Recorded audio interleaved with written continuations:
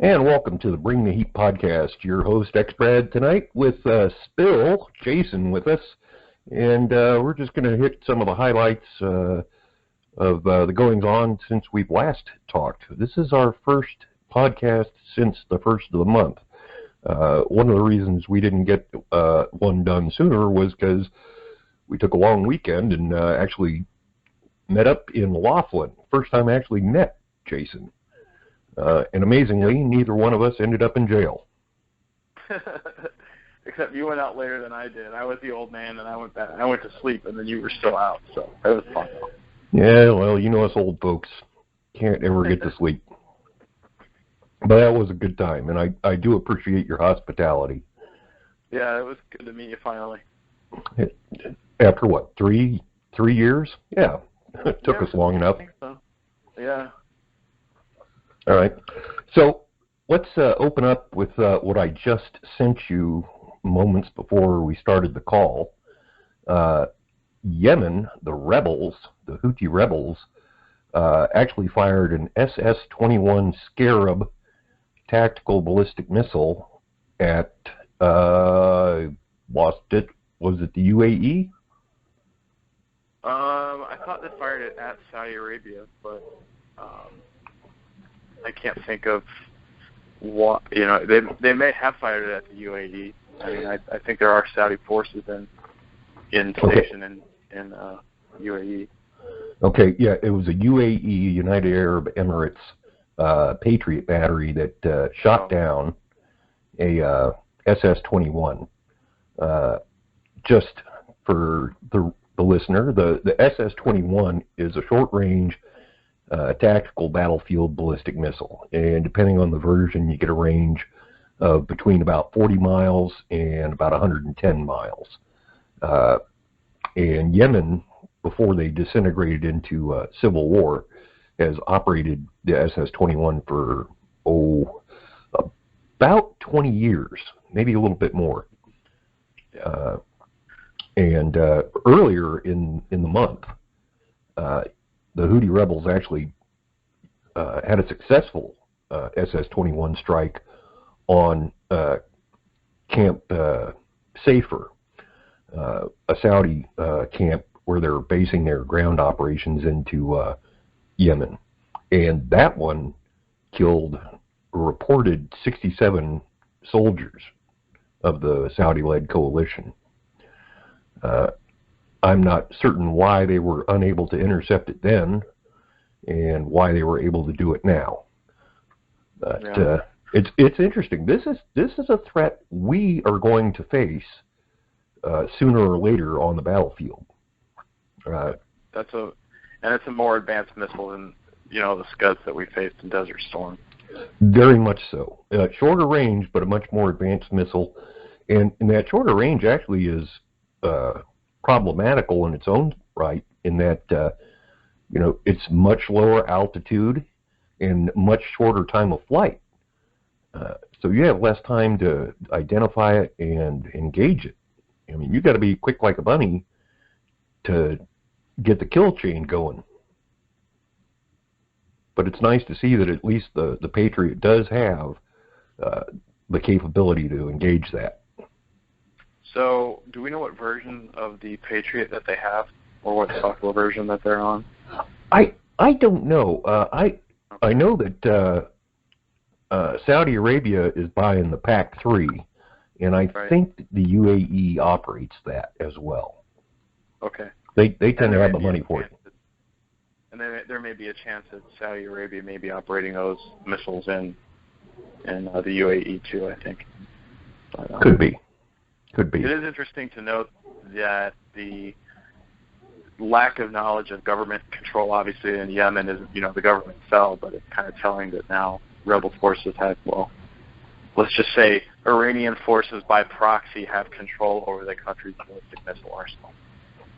But I would not be surprised to learn that the so-called Houthi rebels firing off the SS-21 were, in fact, full-blown Iranians. Right. Maybe it's not Quds Force or Revolutionary Guard at the very least. Yeah. Oh yeah. I doubt they're the regular Iranian forces, but they're Iranians. So we're seeing some more of that hybrid warfare going on.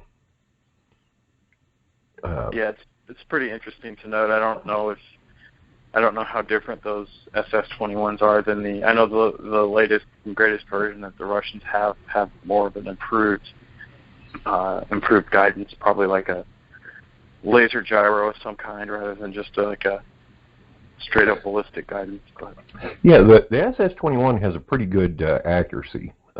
Basically, you can usually put it on a football field at max range, which that's not bad. It's using a cluster munition warhead. Okay, so kind of analogous to maybe not the Pershing, but the what was the other one? A Lance. Lance. More to that. Yeah, very analogous to it. Though I think in addition to the SS-21, our forces will also be facing the much improved SS-26 Iskandar, which is much longer ranged. It and the Army's ATACMS tactical missile system are fairly comparable. So right, and I think the 26 has the lattice type guidance fins, aerodynamic surfaces. That's correct. Yeah. And they've been lobbing those at the Ukrainians. So it's a mess. Oh, wow. Oh, yeah. That's kind of crazy. Typically what they'll do, I guess we're going to talk about Ukraine a little bit.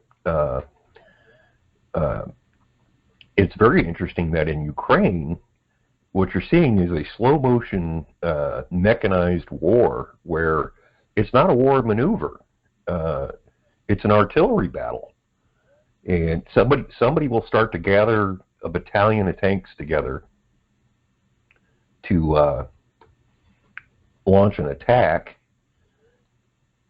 and the other side will pound that concentration with artillery. And the Russians have always been an artillery-oriented force. Right. And so, in addition to guns, they'll have multiple launch rocket systems, and throw in a couple of Iskandars, SS-26s, and you're putting a real hurt on people. And apparently, they've managed to virtually wipe out a couple of Ukrainian tank battalions that way. I would not want to be, on the receiving end of a Russian artillery barrage. No, and we have the ongoing NATO exercises. That we had the largest NATO exercise since the end of the Cold War there with airborne troops, I think, in Ukraine. And then there's a couple of interesting side developments with that about, the Russians like to disguise movements of armored units by staging large deployment exercises. And it kind of goes back to, I had read an article about how the Russians are hacking U.S. defense satellite links. Oh, really? Kind of affecting not just signal intelligence satellites, but also the imagery satellites. So, how we keep getting quote unquote surprised in the Middle East and in Ukraine by the Russians, and I think that has a lot to do with it. So, thank you, Ed Snowden. I am trying to remember who it was. One of the earlier convicted spies was the first to disclose that the keyhole satellites not only used an uplink and a downlink, but they also side-linked. And that was why the Russians didn't understand how we were getting some of the imagery we were. And once they gave up that, they were able to counter it. Thanks.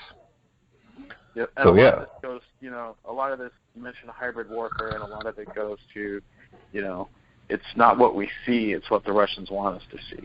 Very much so. This is not only just like tactical battlefield, Maskirovka, as they call it, deception, but also, strategic, keep us off balance and keep NATO off balance. When we keep getting surprised, in the bigger picture, not knowing what Russian forces are doing. So. And, some of it, they're just really kind of blatant, and, they do what they want to do, and they have a story for public consumption that has the thinnest veneer, and, we don't really do much because the White House seems to think the only options are do nothing and complete and utter surrender. Right. And part of it is, I think that they have that worldview. They have to project the worldview, their worldview, onto what the world really is, and feeding that is what the Russians want us to see through. Obviously, I don't think we have much of the human intelligence assets and what we did during the Cold War in Russia anymore, but they're feeding us what we want to see through signals intelligence and imagery on the ground. I think because of Edward Snowden, he's disclosing all our secrets and all those kinds of things that go along with, how do you exploit U.S. intelligence weaknesses? And I think they're doing a good job of that. I think too, a lot of it, just a meta-analysis of what he gave them would show them what we're looking for, just in general terms, where we're concentrating our collection, and that would give them very good ideas on how to counter. And as you say, use deception measures against that. So, like you said, thanks very much, Mr. Snowden. Mm-hmm. And speaking of, I said, here's the option is complete and utter surrender, do nothing, or World War III. Right. We know that is a crock because of an article you and I talked about earlier about the 2008 war in Georgia, in South Ossetia. Do you remember that? Kind of vaguely. They pretty much, it was heavy emphasis on offensive cyber or information warfare operations against some of the Georgian government websites and that kind of thing, and kind of getting the news out of Georgia faster than we were able to. Right, but you remember what the president did very quietly to limit the damage to Georgia. I think we gave him aid, didn't we? I really don't remember. I think this was in an interview with the former prime minister, and of course I deleted the link. The very first thing that happened when Russia started attacking through South Ossetia was George Bush deployed Air Force transports, our Air Force transports, to move a Georgian battalion from Iraq back to Georgia. Oh, that's right. Yeah. And what that meant was there were U.S. forces on the ground in Georgia. So while Russia might be able to bite off South Ossetia and nibble on northern Georgia, they were not willing to overrun U.S. forces. Right. Which not would to roll all the way into Tbilisi. Right. Otherwise, there's little doubt that the Georgian government would have been forced at least into exile. Mm-hmm. So, a very quiet maneuver that was able to at least mitigate the strategic damage done. And interesting, because I was very upset with the U.S. lack of response. As I recall, they sent a destroyer with humanitarian aid to one of the ports. Well, yeah, I think they sent a Coast Guard cutter at some point, too. Yeah, that might have been it. Where it seems silly, but on the other hand, that's a pretty good way of making sure the Russians don't invade that port. And I know they did it. They did an amphibious assault on at least one port. Right. So that was very interesting.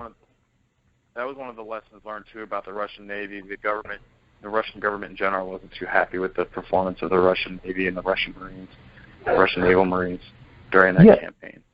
Yeah, I think they've always been kind of at the bottom of the ladder for funding, and I haven't seen that change. That's a product of never start a land war in Asia kind of thing. Russia's always primarily been a land power. Yeah, and we're a long ways from the glory days of Korshkov.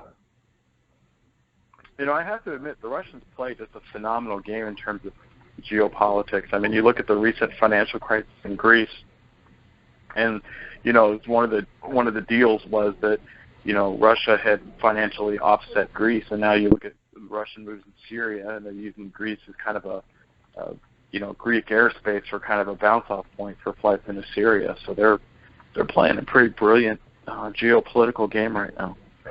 They have been. I mean, we tend to think of Putin as a bull in a china shop, but like you say, there's some pretty sweet diplomatic maneuvering going on. And they're also smart enough to put out the carrot of helping Greece a little bit here, a little bit there, and no doubt there's a stick somewhere behind the back. Yeah.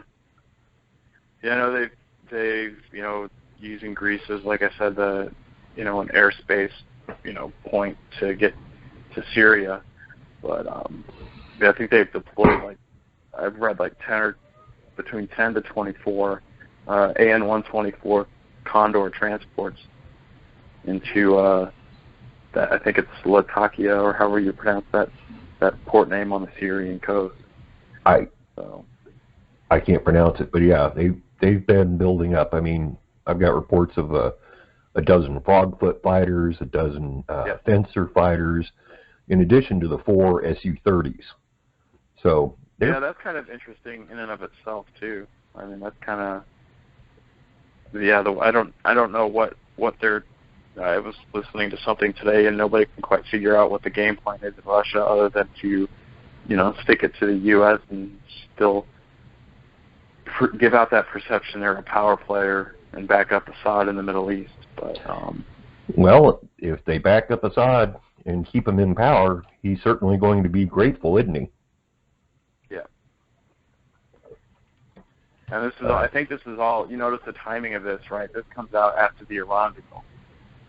When Russia and China are supporting Iran, in this deal, and kind of playing against us a little bit. So I think there was some behind the scenes negotiation with the Assad and the Iran regime about getting Russian forces there. But then the question becomes, what are U.S. forces doing there? Because based on numbers that I've seen, I think they may have maybe a battalion's worth of Russian troops there, along with those aircraft. Yeah, and currently I don't know what our guys are doing in Baghdad. I can't find anything on what it is that they're achieving. So it's hard to say. No, and there's an argument to be said. The last number I saw for number of sorties that were actually flying in the campaign against ISIS was around 350 per day. And obviously we're going to have to deconflict, and we don't really getting involved in the Middle East. Obviously, is always going to be a mess because you don't know who's on what side. But there's going to be a level of forces deconfliction between Russia and between Russia and the U.S. and NATO. So it'll be interesting to see how all that pans out. I wonder how long it's going to take for the Russians. Obviously they also, in addition to being against ISIS, are against some of the other groups. Like, they probably don't get along well with the Kurds, for all I know. So it'll be interesting to see if we're sharing deconfliction information with the Russians. That could be useful to our opponents, and I wonder how long it'll take to get to them. Probably not very long, and there's probably some very low-level cooperation between us and Iranian forces too. So some tacit support, tacit cooperation, probably. Probably, yeah. I don't really. Geopolitically, though, I think what you're seeing is the return of the Middle East pre-Sykes-Picot. Especially that Syrian Iraqi border area. That's always been an artificial border. There's nothing geographical about that border. Right. There's no physical, like a river or whatever, there to say, hey, this is this. It's just signs, Yeah, I mean, it's anytime you see a straight line in the Middle East, right. Yeah, on a border, right. But it's a mess. Let's move on to a happier subject. Or somewhat happier. the chaos of the KC-46 program. What is going on? So, yeah, they had that incident where had refueled the aircraft with the wrong type of fuel or something, or wrong type of additive, and they had to basically redrain the aircraft and that kind of thing. So there was a bit of a delay. Frankly, in terms of the KC-46, which is a 767-200 ER, which is a little bit different than the Japanese who fly the KC-767, and I believe the Chilean Air Force also has a KC-767, and so does the Italian Air Force, maybe? I want to say the Italians.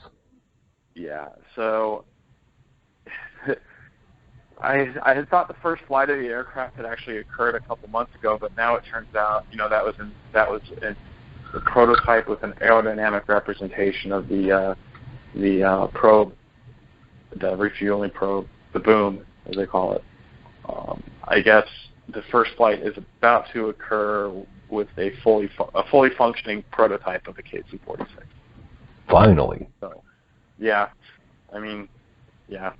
Air Force Pentagon procurement. Go figure. So that'll be good. That'll be good because obviously the 135 is very, very old. So. Yeah, I don't understand the insistence on going to this expensive, untried, unmanned boom. And I have heard all these explanations. Well, it's difficult because you got to cut a hole in the pressure bulkhead in the back of the airplane, and all this, that, and the other. Well, the manpower costs. Well, right. Really? You spend $1 billion on designing a boom, you could afford to just pay a guy instead. And well, now technically the Airbus, the MRTT, the A330, I think it is, that's an automated boom now too. Yeah. And I think part of the argument is that it's better to have the boom operator sitting in you're doing obviously, multi-hour overflight. So in a lot of cases, and I don't know in the KC-10, but in the 135, you're sitting on you're in a prone position in the boomer's seat, or whatever. You're laying down on your stomach. Now, I don't know about the KC-10. I believe they're sitting, but they sit in a chair. So. Okay. Yeah, but on the 135, the boom operator doesn't stay on the couch, the refueling position the whole time. Only when he's actually refueling. He can get up. Yeah. But maybe there's more that can be done in terms of automation to make, let's say you're dragging 16 fighters across the Atlantic. Maybe there's an argument to be made that you can cycle through those fighters faster with that level of automation. Well, I suppose there is, but it just seems, and I think part of it is the way the program was structured. If we go all the way back 15 years ago, the Air Force just wanted to buy the KC-767, essentially. Mm-hmm. Airbus decided they wanted to get in on the competition. The Air Force didn't want to fiddle with that, and they didn't want to conflict the money with the F-22 program and the F-35 program, and so they came up with this wild leasing scheme, which was also involved in a corruption scandal, and it was a mess. Oh, that's right. John McCain was involved in that, I think. Yeah, but not that McCain was corrupt. He was the one that was against the leasing program. Yeah, that was his involvement. I don't want to. It just occurred to me that the Royal Australian Air Force is the other operator of the Airbus tanker. Or no, we're talking. Well, never mind. Well, you mentioned Chile. It's Brazil and Colombia have 767 variants, but not sure if they're use a boom or just the probe and drogue. I'm pretty sure they use a probe and drogue. I think the Europeans are the ones using the boom, but I'm not really sure. Yeah, the Japanese and the Italians definitely use a boom. Yeah, because they have Japan and the F-15. But back to the development. So after the leasing scheme collapsed, then they went through this whole massive competition, built up this very complicated competition for which was going to be bought. Do you buy an A330 tanker or do you buy a 767? And for the listener, how you draw the request for proposals, how you set up the competition, determines who wins. Okay, I mean it's simply put, you write the rules to pick the winner, and you can't be too blatant about it. But basically, they went through this, and they went through like 3 competitions. I can't remember. I think the Airbus won once, but the question was always, the A330 is a bigger airplane. You carry more fuel. Well, you also can't operate it from as many airfields, so that kind of offsets. Yeah, that would offset the fuel offload in that. Well, you burn all that extra fuel just getting to where you're going to have to use it, and so eventually, to get the winning entry into this competition under these arcane rules, they had to make a Frankenstein 767. All right, the basic 767-200, and then I think they grafted the Dash 400 wings on it and some other weird stuff. Right. And of course, the Air Force also insists on gold plating everything they can. So, it's got a bunch of other stuff on it that it doesn't really need. But that's part of why, Boeing couldn't just say, okay, and start rolling out tankers. But it's kind of frustrating given that the KC-46 program, and hadn't even flown yet, it's been around longer than the entire initial procurement of the KC-135. From the first flight of the Dash 80 to the last KC-135 rolling off the factory line, and it was like 800 of them, was just over 10 years. Mm-hmm. I mean, it's incredible. Yeah, it's pretty crazy. We just can't buy anything anymore. We'll see. No, and that's unfortunate, and we'll see what happens as they go along in flight tests after the initial first flight. Oh, I'm sure they'll have problems, but they'll manage to make it work eventually. I think there's. That reminds me of one of my other irks, a perennial bit that annoys me. I'm willing to bet here you get a perfectly well-functioning tanker, and DOTE, the Department of Defense Operational Test and Evaluation Establishment, is going to put out a report on its operational suitability. And you're going to see it all over the newspapers that the KC-46 is not operationally suitable. I can't think, and DOTE is a watchdog, a check, if you will, on the procurement programs. And I can't think of a single program that they actually said, yeah, this is operationally suitable. And I say that because they're slamming the F-35, the Marine F-135 initial operational capability. They're saying, well, it's not. And the Marines are like, yeah, it is. But, I think that, we got into that discussion on episode 1, but you have, your metrics may not apply, whatever you're using to measure your aircraft performance. And that's the case, I think, in the F-35. I think that may be the case also in the KC-46. I think that the temptation is to say, your operational parameters are based on operating a KC-135, right? And obviously those are two different. Look at how old the 135 is. If you just go by the civilian versions, the airlines don't operate the 767 in the same manner that they would a 707. Right.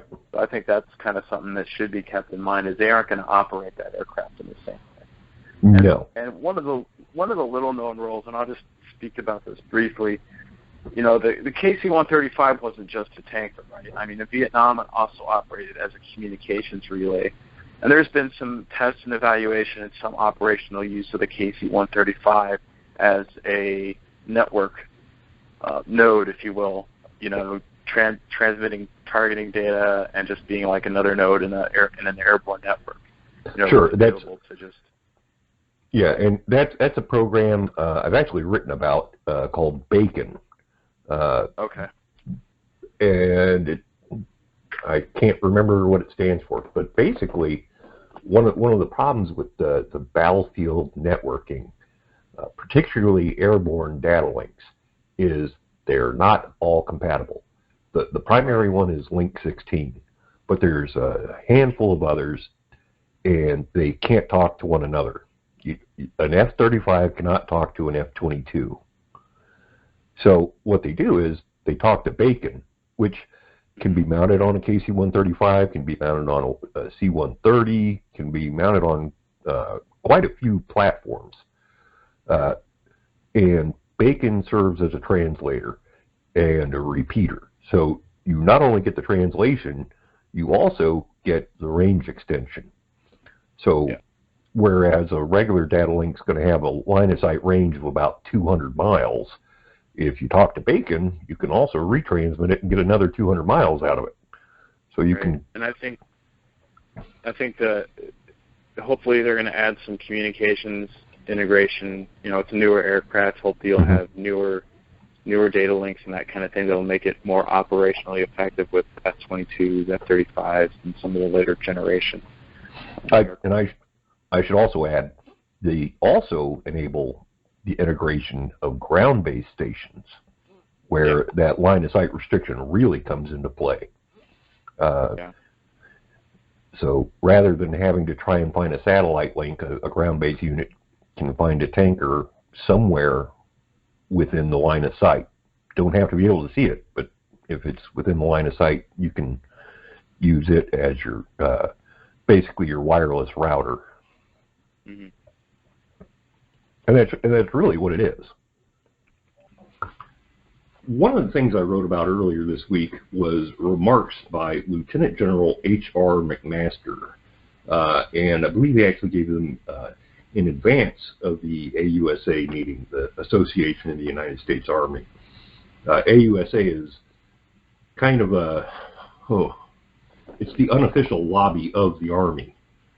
So it's kind of a given that the words spoken there are pretty official. And McMaster is the Chief Innovation Officer for the Army. He's the futurist, if you will, or at least the near-term futurist. And he was talking about vehicles for the ground forces. And one of the things he was talking about was the light infantry. There's three kinds of infantry in your Army. There's mechanized infantry that are mounted on Bradley fighting vehicles, and they operate hand in glove with the M1 Abrams tanks in what we call armored brigade combat teams. Then there's the Stryker infantry, and they are mounted on an 8-wheeled, very lightly armored personnel carrier called the Stryker infantry carrier vehicle. And then there's the other kind of infantry, and that's light infantry. And that is foot mobile. They're not mounted on any kind of vehicle, and that includes just the regular infantry brigade combat teams, and it also includes the air assault and the airborne and the Rangers. They're all designed pretty much identically. The Rangers is a little different, but airborne, air assault, and just regular light infantry are all identically organized and equipped.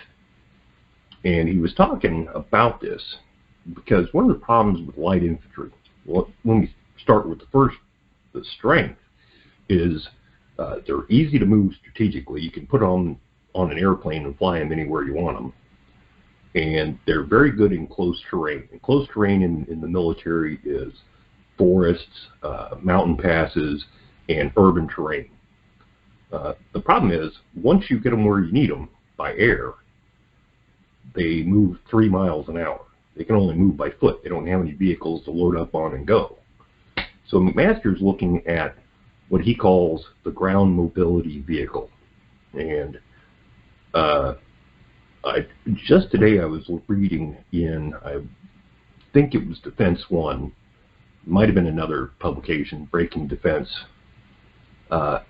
These are some pretty very, very light vehicles. We're talking about basically like a Polaris or John Deere lawn tractor scaled up to carry 9 guys. So we're talking about absolutely no armor, not even a cab, which is pretty interesting. I actually always kind of wanted something like that when I was light infantry, or at least an ATV just to haul the rucksacks. If we could walk and not have to carry our rucksack, that would be great. But that's kind of what he was leaning towards. And if you could get it for the right price, I think that would be a pretty good idea. And if you could get it something that you could buy off the shelf. But as I wrote, there's a very real political problem with this, in that no matter what kind of vehicle you get, sooner or later you're going to be road bound. You're going to have to move on roads. And what happened when we used lightly armored Humvees in Iraq and moved by road? Well, they instantly became vulnerable to IED attacks. And you had the Bush White House and the Rumsfeld Pentagon were paying a steep political price for losses of Humvees, and more importantly, the people that were in them.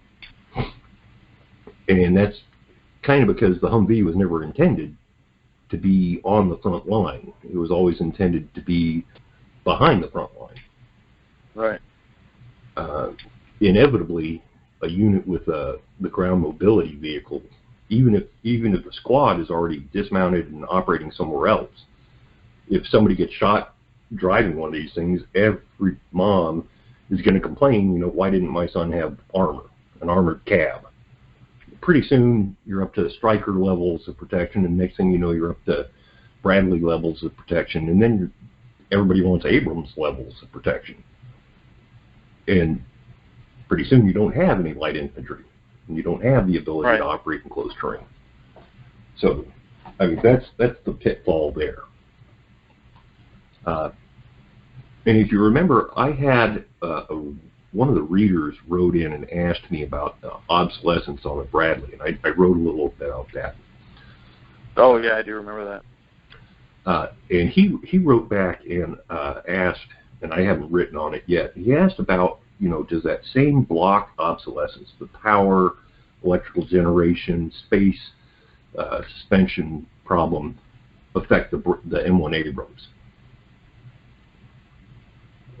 And here's where a little history lesson comes in. The guys that designed the M1 Abrams were very forward-thinking. They left a lot of room for improvement on the M1, deliberately. Right.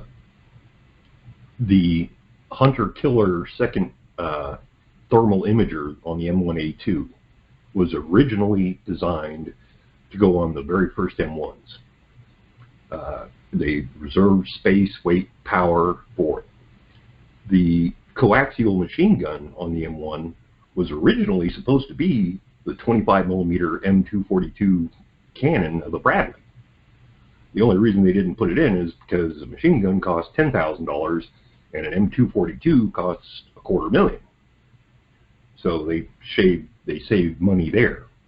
That also means, though, that there's quite a bit more internal space in the M1's turret than is strictly needed. Space that has been used since, in part, to put in the battlefield command and control system, the digitalization The Blue Force Tracker. Blue Force Tracker, and then what is it?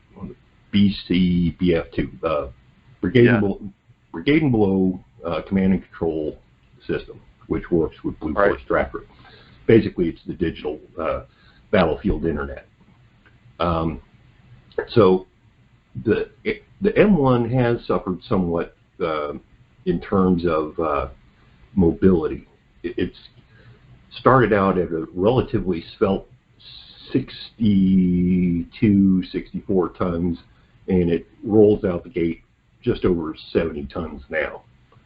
So it's gained about 8 tons, and the engine hasn't really gone up in horsepower much. As far as I know, it's the same basic engine. Incidentally, same basic turbine that runs the H1 Huey. But so the top speed is the same, but the acceleration's down a little bit. So have we advanced enough in terms of, obviously armored protection is going to be one of the main factors, and the Abrams was one of the first to feature the Chobham armor from Britain. Have we advanced in armor technology since then to be able to have a little weight trade-off to have the same protection but not weigh as much? I don't really think so, because every time we gain there, warhead technology is increasing just as fast. Mm-hmm. For instance, the Chobham armor is virtually immune to a shaped charge warhead. So everybody decided, instead of using a shaped charge, we'll use a top attack. Well, you'll never be able to armor the roof of a tank enough to defeat that.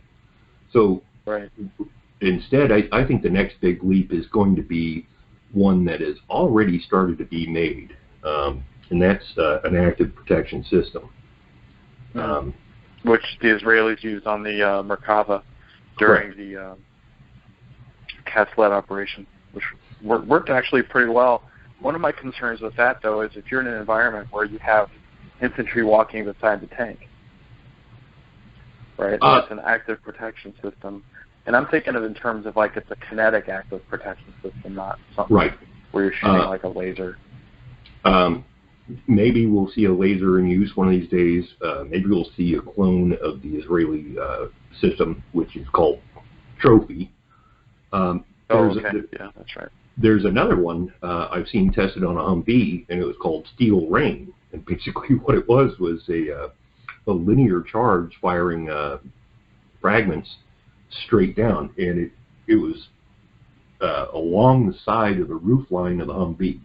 And as the warhead came in, it detected the warhead prior, but as it came in within 6 inches of the vehicle, this charge would blast, and all these pellets would go down straight down. Well, that minimizes the risk to nearby dismounted personnel, while still also defeating the warhead. Right. I don't know, but I think, we ran into this with the battleship, is every time you increase the armor piercing increases. You get a bigger gun, you get more speed, you get a bigger warhead, you can always defeat the armor. So I think active protection is probably going to be the way they go in a future main battle tank. Yeah, there's a lot to be said for, I'm going to call it open source weapon systems like the Abrams, which is, continually, I don't care how old that thing is, it's still the king of the battlefield in my mind in terms of main battle tanks, despite the T-14 that come out. But, I know on the Navy side, again, the Spruance class was kind of the same thing, is you build a hull that's as flexible as you can, and when you get the weapon systems that you want, as technology evolves, you can install them on there. And the M1's been, the M1 and the Bradley both have been that kind of system. Well, the Bradley less so, in that everything added to it has really come at a cost. It was not built with that level of expansion in mind. For instance, you look at the first major iteration was the leap from the M2A1 to the M2A2, which was they redid the side armor and the front armor, much thicker armor. The original design was supposed to defeat a 14.5 millimeter machine gun 360 degrees around. Well, about that time, the BMP-2 started coming out in large numbers, and the Army decided it needed to be able to defeat the 30 millimeter round on the frontal arc. And so that's why they went with the upgrade to the armor. Well, you also had to go from a 500 horsepower engine to a 600 horsepower engine. And even with that, that just kept the performance at the same level. It was not any faster, no better range, no better acceleration. And they also had the 105 gun on the first iterations of the Abrams too, right, before the 120 came out, or? Yes. And it was intended to eventually go to the 120. It just turned out to be a lot more involved than they expected. But you know, when you look at the Bradley, now you have a second independent thermal viewer and the battlefield command and control systems, the digital command and control. All that stuff has been crammed into spots where it wasn't intended to go. There was no plan to do that. Add a laser rangefinder, all this stuff. Nobody expected to have to do that, so it's very cramped inside, and you're still just with a 600 horsepower engine. And my Bradley rolling out the gate, weighed about 26 tons. And today they weigh anywhere from 30 to 32 tons rolling out the gate. Wow. So once again, getting fat. And that means Bradley is much less likely to reach its advertised top speed of 42 miles an hour, and much slower to do it. The acceleration just sucks. And for all that, it's the same level of armor protection as it's been for 25 years. Right, yeah. Are there plans to put an active protection system on that vehicle too, similar to the Abrams? Not that I know of. One of the things you can add to an M2 is the explosive reactive armor. And you can just bolt it on. They're all designed for it. It takes a few hours to put the kit on. But then again, I mean, yeah, it's great protection against heat warheads. But again, it's more weight. It slows you down. Makes it more likely that you will get hit. So it's a trade-off. So I don't know I don't know what the future replacement for the Bradley is going to be. But one of the interesting things is the Army really wants to replace all its M113s, of which it has a few thousand, with a variant of the Bradley. And basically just take a Bradley, pull the turret out, and use all the space that the turret basket would occupy, as well as the troop compartment. And that'll give you a nice big internal space for just a general personnel carrier, for a command and control vehicle, for an ambulance. I mean, it's a no-brainer. They've wanted to do this for many years and just never gotten around to it. Yeah, is that what, I think I've seen a similar vehicle to what the South Korean Army operates. It looks like a Bradley chassis without the turret. Yeah, it looks like it. Their vehicle is actually different. Okay. But it was called the KIFE, I think. Yeah, and they have one with a turret as well. The Korean armor is funny. They also have a tank that looks just like an M1, but it's only that's right. Yeah. It's only about I forgot about that. 85% the size. I mean, it's like they washed their armor in hot water and it shrank.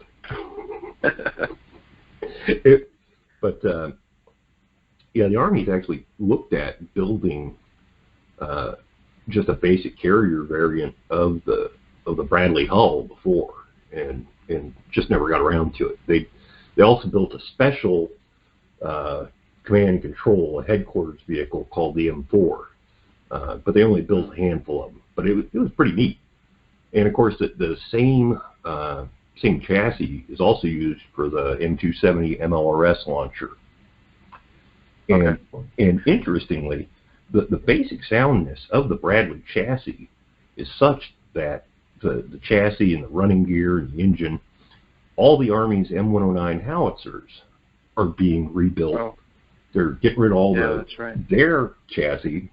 They're keeping the hull and putting Bradley running gear on it. And the Marines are doing the same thing. The Marines are doing the same thing with their AAV-7 armored amphibious assault vehicles. So the Bradley platform is doing well. It's just the Bradley itself is overweight. So I know, in the Navy they have the school of we need more ships, at the expense of, less capability. The Air Force has their fighter Mafia, and my question is, just because I'm not familiar with it, I mean, is there a similar, school internal to the Army that says, hey, we need a heavier vehicle with more protection, or we need a lighter vehicle with more speed? I think I remember in the mid-1980s there was a program to develop to replace the 551 Sheridan light tank. There had been a couple Cadillac gauged smaller tracked vehicles that were, there was a school of thought for the old rapid deployment force. There is always the heavy versus light argument going on, and not just between the armor and the airborne infantry guys. It's even on the mechanized side. You're thinking of the M8 armored gun system, which they developed, prototype, tested, approved for production, turned around and canceled it. And it was going to be both the airdrop tank for the 82nd, and it was going to be part of the armored cavalry regiments. But they canceled it before it ever went into service. And there was nothing wrong with it. They just decided not to spend the money on it. And that same argument about, we need a lighter, faster vehicle, that's where we got the Stryker Brigade combat teams from. Most of the Stryker Brigades were converted from Bradley units. One of them actually was an armored cavalry regiment that was mounted on Humvees, which you can hardly call armored, but most of them came from Bradley units. And the argument is you can move a Stryker brigade strategically by ship or by air or road or train much faster than you can a Bradley unit. And one of the interesting things is you can move it operationally within a theater much faster. You hop in a convoy and drive the length of Iraq is not a major challenge for them. It doesn't break down every vehicle. I mean, literally, the 1st Brigade deployed there in Strykers drove from post to post to post. They went all over the country. Whereas if you're going to move a Bradley unit or an M1 unit 200 miles, you got to put them on trucks or on a train or something. You will wear out your vehicles driving that far. So you have that mobility. But of course, the cost is there's not a lot of armor.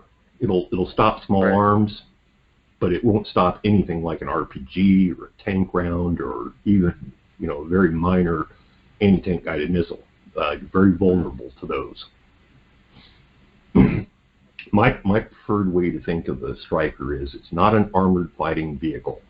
It's a truck to move an infantry squad that just happens to be able to stop bullets and carry a machine gun. The main battery... Those things don't even stop IEDs, I don't think, right? No. Yeah. I mean, depending on the IED. I mean, right. Well, they won't stop a ERP type of IED. But, EFP, yeah.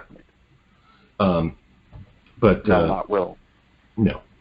But you know, that reminds me, the last thing I wanted to talk about was McMaster also specifically mentioned upgrades to the Striker fleet. He currently, in the infantry carrier variant, you know, with the grunts ride in, they have a weapons station, remotely operated, and it either mounts a 50 caliber machine gun or a Mark 19 grenade launcher. And he thinks that's a little bit too light on the firepower. And he wants to put a 30 millimeter cannon on half the fleet and a Javelin missile launcher on the other. And here's my concern. I don't have a big problem with that. I don't know if you can really get a 30 millimeter on there. I don't know how well that's going to work.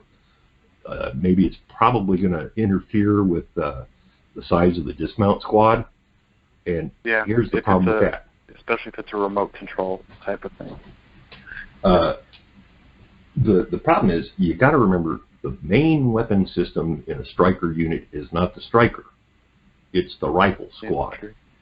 Yeah. I mean, the main weapon in a Bradley platoon are the Bradleys. Okay, I'll be honest, the dismounts are something of an afterthought. But in a Striker unit, it was conceived as, and it has to be operated as, the squad is the main armament. Otherwise, you start trying to fight it like a Bradley unit, or a tank unit, God forbid, and you're going to start losing a lot of vehicles, which will coincidentally kill a lot of infantry. So that's my concern. But other than that, I'm pretty much a fan of the Striker for certain uses. All right. There is a I was going to say there is a version of the Striker with a is it a 105 millimeter gun?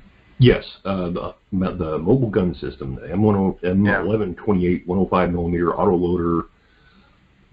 The Army does not seem very happy with it.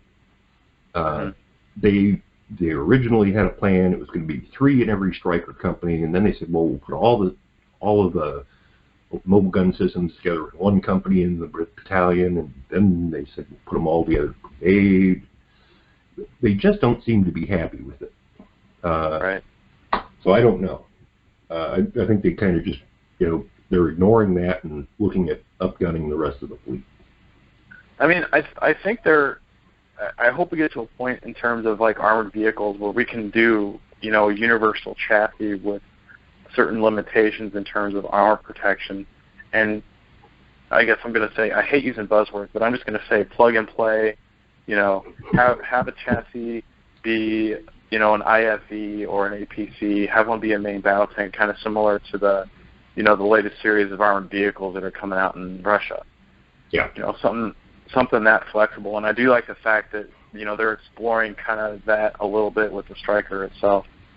Yeah, I'm actually where I probably wouldn't like that so much, but I would be very happy if you could find basic baseline technologies that would operate across a platform. For instance, what if you had a really good engine, say it put out 800 horsepower, but you wanted to say put 2 engines in a tank and just one in the infantry vehicle. Common communications architecture, suspension architecture, that kind of thing. That would work pretty well, I think. But I don't know. We'll see. I mean, the Army did take a look. The replacement for the Boondoggle Future Combat System was what they called the GCV, Ground Combat Vehicle. And it basically was taking your approach. And that's where the Army started staring in the face that the Bradley replacement was going to weigh 70 tons. And they're like, oh my God, we can't afford that. So that kind of, and the artillery was going to weigh 70 tons. And they're like, no. So they're starting again, and they're kind of saying, let's take Jason's approach, but they're also saying, let's not go crazy. No, I don't think we're there in terms of technology yet to be able to do that. I think we'll get there eventually, but I don't think we're there yet. Yeah, I mean, I don't know. We'll see. I'm sure the Army took, almost 30 years to develop the Bradley. They're going to take another 30 to develop its replacement. Right. So we'll see. Yeah. All right. Any other quick hits? I thought it's nothing I can really think of. I mean, that was, yeah. I don't really have anything that I can think of. Okay. Listeners, if you have questions, comments, concerns you want us to address on the next podcast, just email me or leave a comment on the blog, xbradtc.com, xbradtc.com. And my contact information is there if you don't have a comment you want to leave in public. All right, Jason, it was always good to talk to you, and we will try and get this out as soon as possible, maybe tomorrow, maybe the day after, and then we'll try and do this again as soon as we can.